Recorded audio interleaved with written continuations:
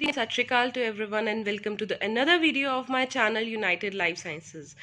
As you all know कि हम लोग +1 बायो का फर्स्ट चैप्टर जो है वो रीड कर रहे हैं द लिविंग वर्ल्ड, जिसके ऊपर लास्ट वीडियो में हमने डिस्कस किया था अबाउट द नॉमेनक्लेचर एंड आज हम पढ़ेंगे about the classification of living organism. So what is classification? Basically जितने भी हमारे लिविंग ऑर्गेनिजम्स हैं उनके करेक्टर्स को मद्देनज़र रखते हुए हम उनको डिफरेंट कैटेगरीज में डिवाइड कर देते हैं. मतलब कि कोई भी, जैसे हमारे पास प्लांट है या कोई एनिमल है या कोई इंसेक्ट है, कोई बैक्टीरिया है, उनके करेक्टर्स को, उनकी क्वालिटीज़ को मद्देनज़र रखते हुए हम लोगों ने उनको डिफरेंट कैटेगरीज में डिवाइड कर दिया. ठीक है, तो डिफरेंट जब कैटेगरीज उनकी बना दी तो उसी से हमारे पास उसकी क्लासिफिकेशन आ गई.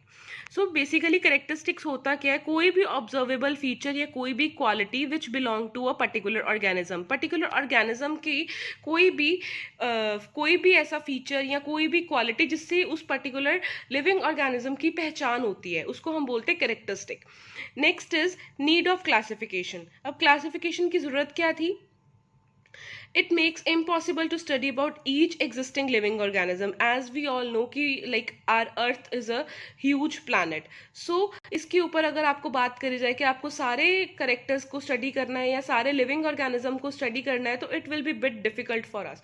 सो what came into the existence is कि we make the different groups. हम लोगों ने करेक्टर्स के बेस के ऊपर डिफरेंट ग्रुप्स जो है वो क्रिएट कर दिए, सो दैट हमारे पास डिफरेंट क्लासिफिकेशन उसकी आ जाए एंड हर एक कैटेगरी को स्टडी करना जो है वो इजी हो जाए. सो next is the taxa and taxonomy. अब टेक्सा क्या होता है? किसी भी साइंटिफिक टर्म को रीड करना या फिर ऑर्गेनिज्म को अलग अलग कैटेगरीज में डिवाइड करना, it is the taxonomy. So taxa क्या है? डिफरेंट कैटेगरीज, और उन डिफरेंट कैटेगरीज को स्टडी करना is known as the taxonomy. So next is the taxonomic hierarchy. So taxonomic hierarchy में हमारे पास दो चीजें आती हैं, टेक्सोनोमिक कैटेगरी एंड टेक्सा. ये कैटेगरी और taxa, these two combine to form the taxonomic hierarchy. Taxonomic category में क्या होता है? जैसे कि हमारे पास टेक्सोनोमिक हायरार्की में आते हैं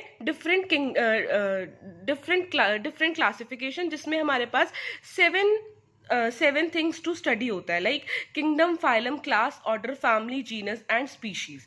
ठीक है, सो बेसिकली जैसे जब हमने बात करनी है कि इस कंप्लीट सेट की बात करनी है कि किसी भी पर्टिकुलर ऑर्गेनिज्म का किंगडम क्या है, उसका फाइलम क्या है, व्हाट इज द क्लास, उसका ऑर्डर, फैमिली, जीनस एंड उस पर्टिकुलर ऑर्गेनिज्म की स्पीशीज क्या है, जब हम इसके बारे में स्टडी करते हैं, इस कंप्लीट सेट के बारे में, तो it comes under the taxonomic category. But जब हम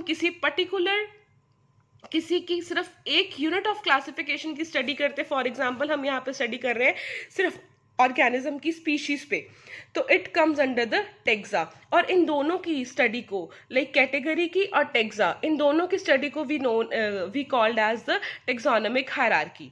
सो next is the hierarchical classification. अब जैसे कि मैंने अब आपको बताया कि हमारे पास 7 क्लासिफिकेशन होती है हायरार्की के बेस पे. 7 क्लासिफिकेशंस इसमें आती हैं.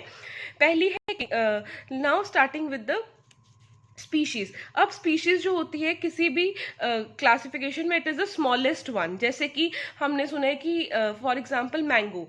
अब मैंगो हमारे पास है, but it contains a different species. तरह तरह के आपको डिफरेंट टाइप्स ऑफ मैंगोज जो है वो देखने को मिलते हैं.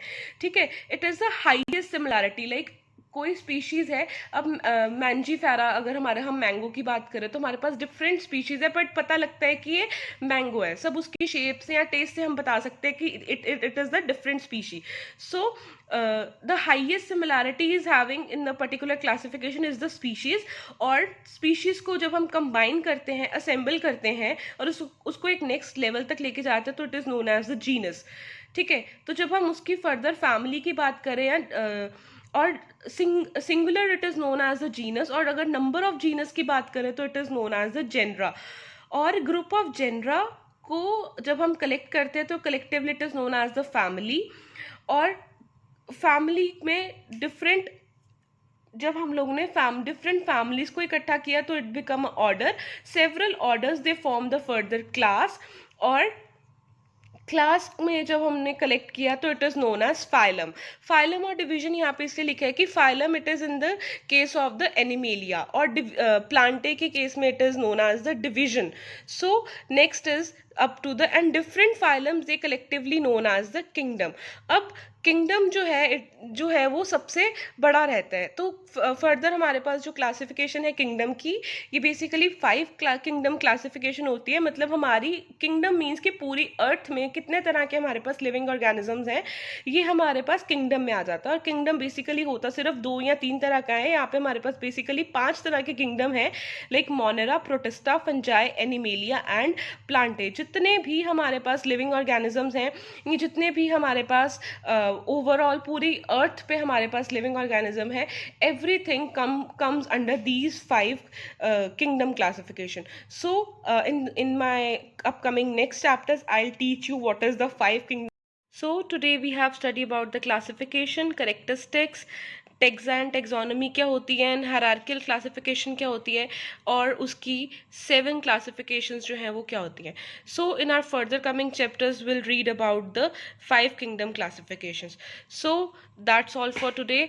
Thank you for your time. Thanks for watching. If you are new to my YouTube channel, please like, share, comment and subscribe to it. Stay tuned for the upcoming videos.